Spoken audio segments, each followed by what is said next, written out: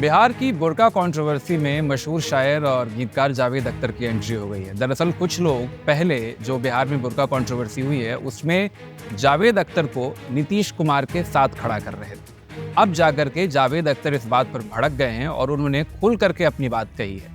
वो लोग जो नीतीश कुमार के इस एक्ट के साथ जावेद अख्तर को खड़ा कर रहे थे, उस पर जावेद अख्तर ने क्या रिएक्शन दिया है ये जानना आपके लिए ज़रूरी है। लेकिन उससे पहले हम आपको बताते हैं कि इस पूरे मामले में डे 1 से आखिर हुआ क्या है। देखिए, मामला शुरू तब हुआ जब 15 दिसंबर को पटना में लेडी डॉक्टर को अपॉइंटमेंट लेटर देते वक्त नीतीश कुमार ने बिना पूछे बिना बात किए सीधे जाकर के लेडी डॉक्टर का बुर्का खींच दिया।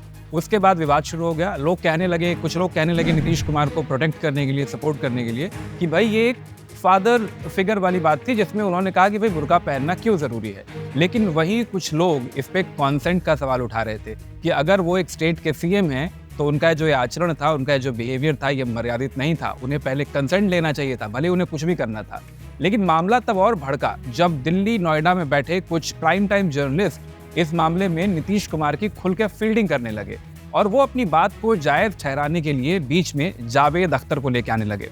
मामला कुछ यूँ आगे बढ़ा कि अपनी बात को जस्टिफाई करने के लिए इन जर्नलिस्ट ने और कुछ और लोगों ने जावेद अख्तर के कुछ पुराने कोट्स, कुछ पुराने वीडियोस को शेयर करना शुरू किया, जहां पे जावेद अख्तर बुर्का के खिलाफ बोल रहे हैं। Why should you be ashamed of your face?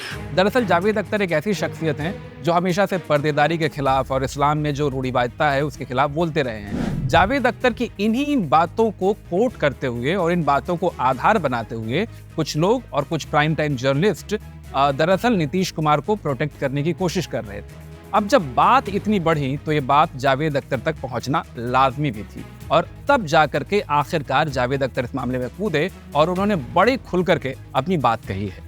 अब जब ये बात जावेद अख्तर तक पहुंची तो उन्होंने खुल करके क्या बात कही है और एग्जैक्टली क्या कहा है ये हम आपको बताते हैं। जावेद अख्तर ने ट्वीट करते हुए लिखा है कि everyone who knows me even in the most cursory manner knows how much I am against the traditional concept of purdah, but it doesn't mean that by any stretch of imagination I can accept what mister Nitish Kumar has done to a Muslim lady doctor. I condemn it in very strong words. Mr. Nitish Kumar owes an unconditional apology to the lady.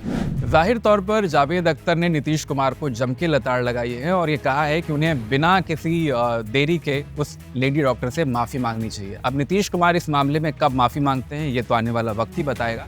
लेकिन इस बीच ताज़ा update ये भी है कि जिस lady doctor के साथ ये पूरा का पूरा वाकया हुआ वो लेडी डॉक्टर फिलहाल बिहार छोड़ करके पश्चिम बंगाल चली गई है। इतना ही नहीं, उसने अपना नौकरी करने का इरादा भी छोड़ दिया है। देखा जाए तो एक स्टेट लीडर के लिए बेहद शर्म की बात है।